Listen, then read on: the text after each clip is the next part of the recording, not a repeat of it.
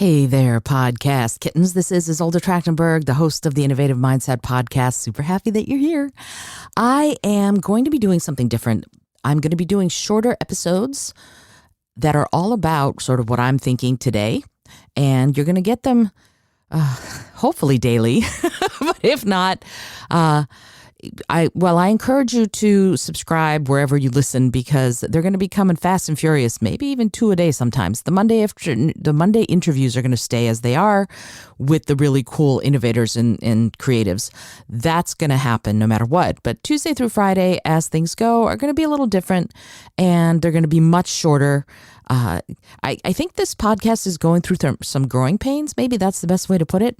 And I'm excited about the things that are going on. It's just there's a lot of it. And one of the things that I'm doing right now is, first of all, I can finally put a little little trademark right behind Creative Earthlings because I went through and I applied for the trademark registration with the government, which is an interesting process. And maybe I'll do a podcast episode about it.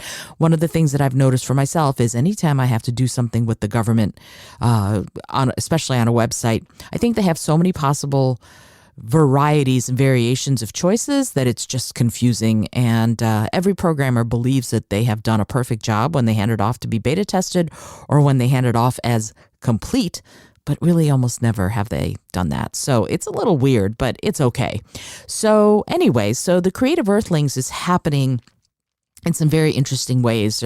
This is an organization that I have founded, and what we're going to be doing in this organization is promoting creative advocacy on the part of animals and the earth through podcasting, through publishing, like publishing books, because there's going to be a publishing arm, and also through outreach in schools. So creative advocacy is really what it's going to be all about. But we're all earthlings, and I think we're all creative, so that's why Creative Earthlings.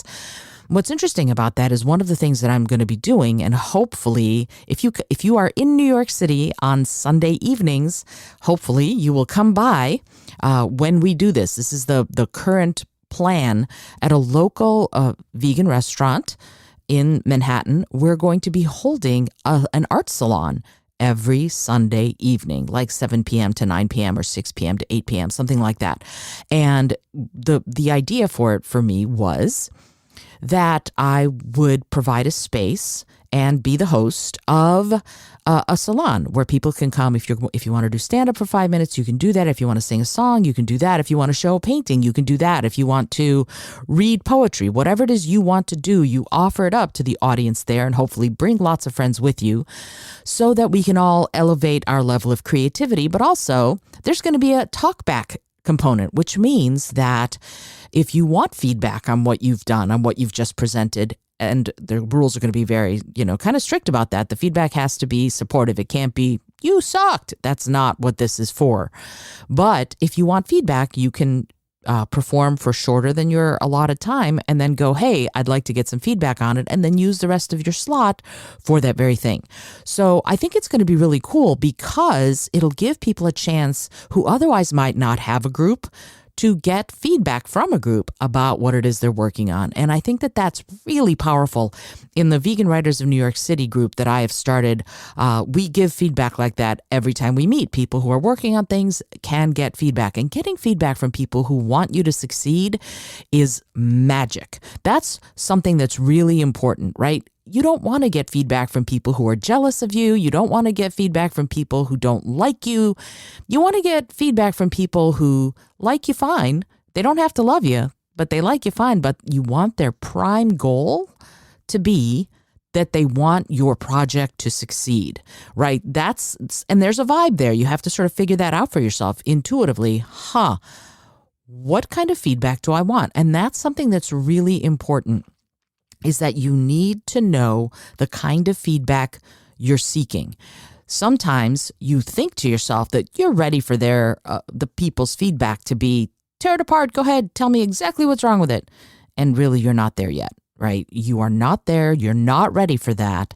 And yet you think you are, or you've told yourself you are, and you've even told these people that you are, but you're really not. And so feedback that is anything but positive will devastate you, and that will make it a lot harder for you to keep going with your creation.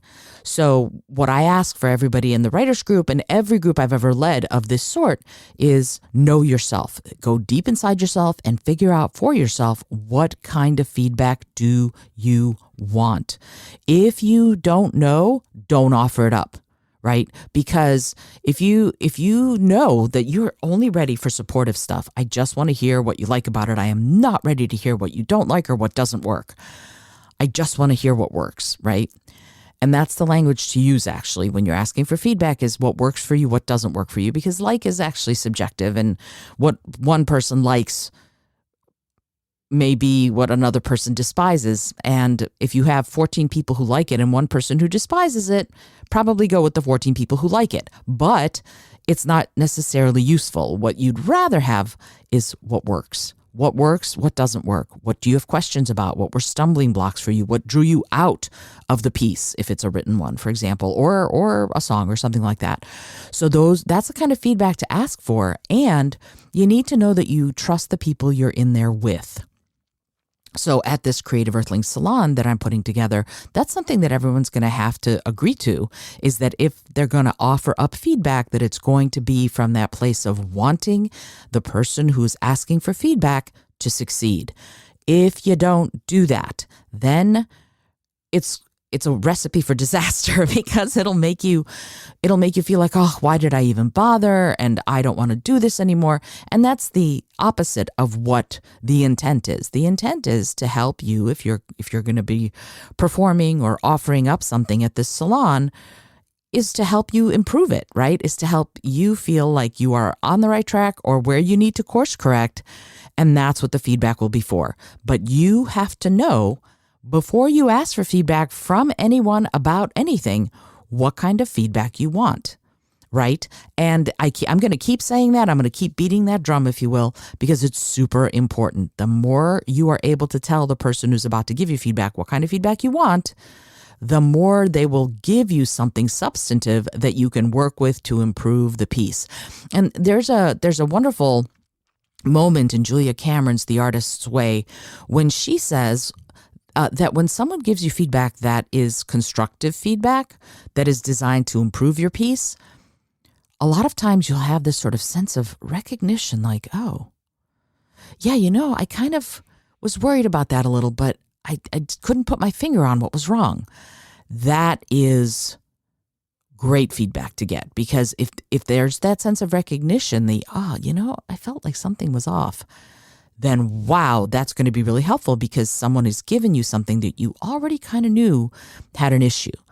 If it comes way out of left field, or if it feels like the person is out to insult you, strike it from the record. They are not there to help you. So be aware of that whenever you're asking for feedback for anything.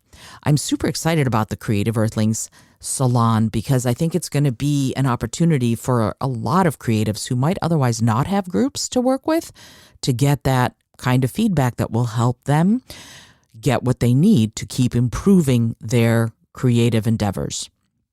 That's what the whole point of this is to elevate creativity and to allow the artists and painters and musicians and poets and stand-up comedians and dancers and whoever else comes to one of these, the opportunity to present it for others, because sometimes you're at the point where, oh, I've practiced it up and I now need feedback in order to keep growing and improving it. So it's going to offer those people an opportunity to do just that. And you never know. We might get people who are professionals in doing whatever there to try out their new stuff. And that would be amazing. And we might also get people who are professionals at one kind of creative endeavor trying a new kind. I'm one of those people. For example, I'm a professional podcaster. I'm a professional musician and author. I'm also a burgeoning novice stand-up comedian. And so what am I doing? I'm going through and I'm developing my stand-up comedy chops. So at the first Creative Earthlings Salon, my offering, if you will be a stand-up comedy set. that's going to be what I'm going to do, right? I'm going to do a short little set and ask for feedback on it. Why? Because it's something I want to do. And stand-up comedy is one of those things. It's like writing your own songs, right? It's you. It's what you think might be funny that you're offering up to an audience. And if you're a singer-songwriter, you've written the song, it's a piece of your soul, and you're offering it up hoping that the audience will enjoy it.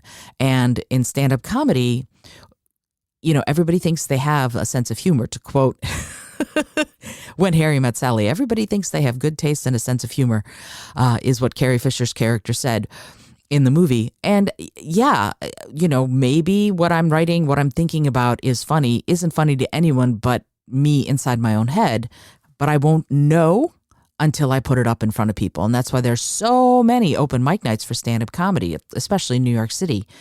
So if you're around, starting in late May, I will definitely be talking about this more. If you're around, I would love it, love it, love it if you came to the Creative Earthlings Art Salon. I'm waiting to finalize a venue. As soon as I have that, it's going to be all over this podcast. I'm going to be talking it up. All right, cool. I hope that you've enjoyed today's episode of, I almost said the Creative Earthlings podcast. That's so funny. Of the Innovative Mindset podcast. I have gotten a new review and the show and I wanted to read that to you and to thank Abigail Gimpel for leaving such a lovely review on LinkedIn of the show. Here it is. Isolde is an insightful, deep-thinking podcaster. Her material is always relevant. She has her hand on the pulse of society. She's a generous interviewer, listens well, and responds with interests. Her podcasts are a pure pleasure to listen to. Wow, Abigail, thank you so much. What a lovely, lovely, lovely, lovely thing to get on my LinkedIn. It was just, this is great. Anyway, I hope you enjoyed today's episode, and I will be back soon with more innovative thoughts, I guess, these episodes are happening. And the thing about it is, it's going to be like this. It's going to be 5 to 10 minute long episodes. And I encourage you to subscribe to the show wherever you listen, because then you'll get notifications about when they happen. I know Mondays are going to be happening every Monday, no matter what. The others, I'm not sure how often I'll get to them. As often as I can, probably 5 days a week, but maybe not. Anyway, until next time, this is Isolde Trachtenberg for the Innovative Mindset Podcast, reminding you to be bold, be creative, and most of all, be kind.